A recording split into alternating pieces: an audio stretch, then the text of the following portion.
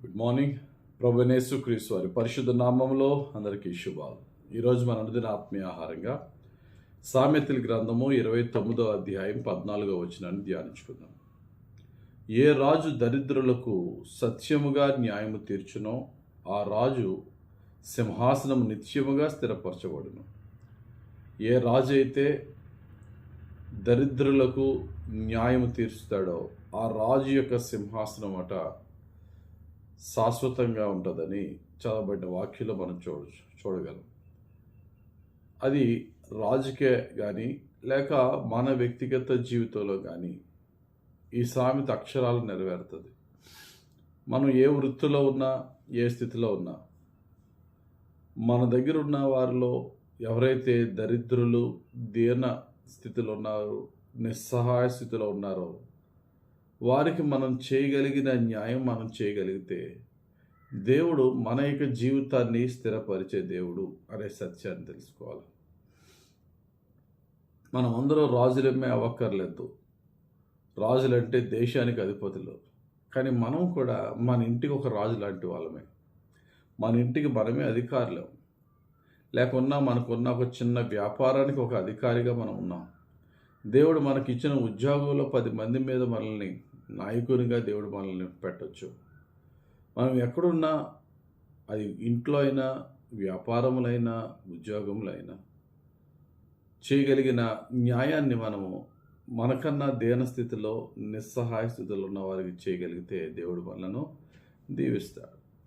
భక్తుడైనటువంటి దావీదు తన సింహాసనాన్ని దేవుడు ఆశీర్వదించడానికి గల కారణాల్లో ముఖ్యమైన కారణము దావీదు సాధ్యమైనంత వరకు న్యాయము యథార్థత తన యొక్క దేశంలో ఉండులాగున న్యాయపు తీర్పు తీర్చాడని 2 సమూయేలు గ్రంథం 8వ అధ్యాయం 15వ వచనం ఉంటుంది. దావీదు ఇశ్రాయేలులందరి మీద రాజై తన జనుల అందరినీ నీతి న్యాయములను బట్టి ఏలుచుండెను. తన జనులను నీతి న్యాయములు బట్టి ఏలాడు కనుకనే దేవుడు దావీదు యొక్క సింహాసనాన్ని స్థిరపరిచాడు. సాధారణంగా అధికారములు ఉన్నవారు నీతి న్యాయములను బట్టి ఏలకుండా పక్షపాతంగా ఏళ్తూ ఉంటారనమాట.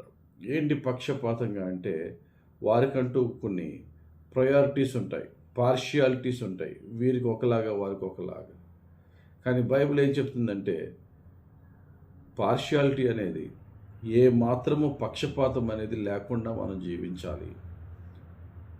పేదవాడనే పక్షపాతం ఉండకూడదు, డబ్బు అనేవాడి పక్షపాతం కూడా ఉండకుండా మన మాటల్లోనూ, మన తీర్పులోనూ, మన క్రియల్లోనూ యథార్థత ఉండాలని వాక్యం చెప్తుంది. లేవీకాండం 19వ అధ్యాయం 15వ వచనం.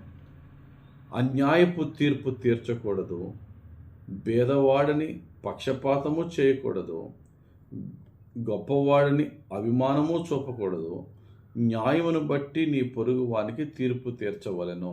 ఈ ఫార్ములా లేక ఈ సూత్రం, ఈ యొక్క ఆజ్ఞని మనం పాటించగలిగితే మన జీవిత విధానం దేవునికి బహు ప్రీతికరంగా ఉంటుంది. ఏంటది?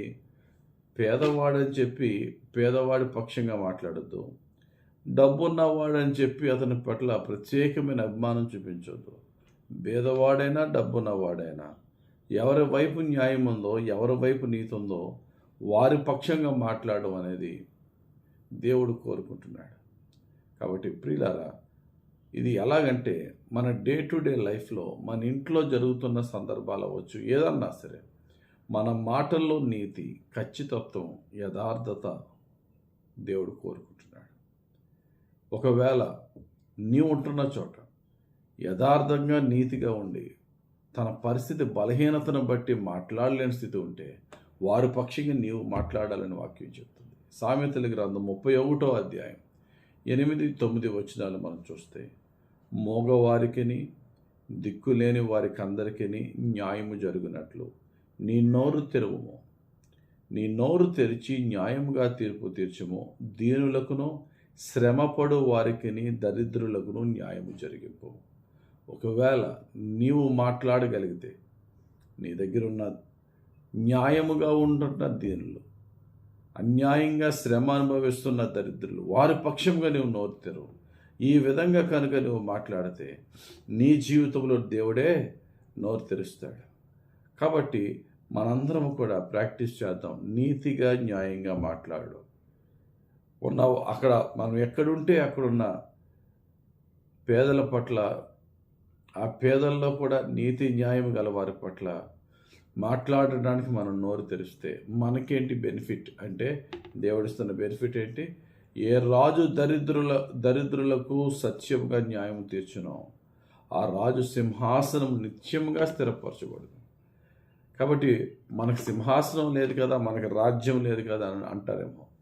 మనం నీతిగా యథార్థంగా మనం నడిచి దీనుల ఎడల మనం ఆ విధంగా మాట్లాడినట్లయితే దేవుడు మన సింహాసనం స్థిరపరుస్తాడు. మన సింహాసనం ఏంటి? అవర్ ఫ్యామిలీ, మన కుటుంబం. దేవుడు మన కుటుంబాన్ని స్థిరపరుస్తాడు. దేవుడు మన సంఘాన్ని స్థిరపరుస్తాడు. దేవుడు మన నాయకత్వాన్ని స్థిరపరుస్తాడు. దేవుడు మన పేరు ప్రఖ్యాతులను స్థిరపరుస్తాడు. దేవుడు మన యొక్క ఇన్ఫ్లుయెన్స్, పలుకుబడిని స్థిరపరుస్తాడు. మన సమస్తంలోనూ కూడా ఆయన యొక్క కృపా కనికరాలు దేవుడు చూపుతాడు. కారణం ఏంటంటే, ఎదుటివాని పట్ల మనం కనికరం చూపినప్పుడు మన పట్ల దేవుడు కనికరం చూపుతాడు. కనికరము గల వారు ధన్యులు, వారు కనికరము పొందెదరు. కాబట్టి అన్యాయం జరుగుతున్న వారి పక్షంగా మనం మాట్లాడినప్పుడు, పెద్ద పెద్ద పోరాటాలు చేయలేకపోయినా ఒక మాట మాట్లాడితే కనుక దీనుల ఏళ్ల, దరిద్రుల ఏళ్ల, అన్యాయపు తీర్పు పొందుతున్న వారి పక్షంగా మనం నోరు తెరిచినట్లయితే దేవుడు మనకు సహాయం చేస్తాడని వాక్యం చెప్తున్నాడు. వాక్యం చెప్తున్నది కనుక ఈరోజు మన అనుదిన జీవితంలో ఎక్కడైనా ఎవరికైనా ఒక నోటి మాట సహాయం చేయగలిగితే కనుక దేవుడు మన పక్షముగా కార్యం చేస్తాడు. ప్రాక్టీస్ చేద్దాం. ఆ విధంగా న్యాయంగా మాట్లాడదాం. ఇంట్లో జరిగే చిన్న చిన్న కన్వర్జేషన్ అవ్వచ్చు, లేక మన ఆఫీస్లో బిజినెస్లు ఎందులైనా సరే, సంఘంలో మనం నోరు తెరిచామంటే పేదవాడి పక్షము గొప్పవాడి పక్షంగా ఉండకూడదు.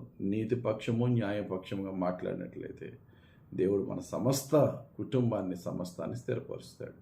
దేవుడి వాక్యం మన జీవితంలో నెరవేర్చి మనకు దీవెనకరంగా ఫలింపజేయను గాక. ఆమేన్. పరిశుద్ధుడా, ప్రేమ కలిగిన తండ్రి, ఈరోజు ఇచ్చిన ఈ వాక్యం బట్టి వందనాలు. మేము నోరు తెరిచినప్పుడు పక్షపాతం లేకుండా, గొప్పవారి పట్ల అభిమానం చూపించకుండా, పేదవారి పట్ల తండ్రి ప్రత్యేకమైన జాలి చూపించకుండా, ఎవరైనా సరే నీతి న్యాయము యథార్థత ఉన్న చోట మేము వారి పక్షంగా మాట్లాడగలిగే ధైర్యమును, ఆ హృదయమును మాకు దయచేయండి. మా విశ్వాసం ఏంటంటే వారు మాకు మేలు చేస్తారని కాదు ప్రభువా, నీవు మాకు మేలు చేస్తావనే విశ్వాసముతో మా నోటిని నీతి న్యాయముల నిమిత్తమే ఉపయోగించుకుని మా కుటుంబాలు, మా చేతి పనులు, మా సంఘము, మా పరిచర్య, మా వ్యాపారము, మా ఉద్యోగము నీ ద్వారా స్థిరపరచబడే పరిశుద్ధమైనటువంటి కార్యాలు మా జీవితంలో నెరవేరులాగున నీ నీతి న్యాయములో, నీ ప్రేమ, నీ యథార్థతలు మమ్మల్ని నడిపించి దీవించమని యేసయ్య పుణ్యనామంలో ప్రార్థించి వేడుకొనుచున్నాం తండ్రి. ఆమేన్. తండ్రి యొక్కయు, కుమారుని యొక్కయు, పరిశుద్ధాత్మ దేవుని అభిషేకం ఇప్పుడు ఎల్లప్పుడూ మనలను నీతి న్యాయంలో నడిపించి యేసయ్య మహిమైశ్వర్యములో మనల్ని దీవించునుగాక. ఆమేన్. God bless you.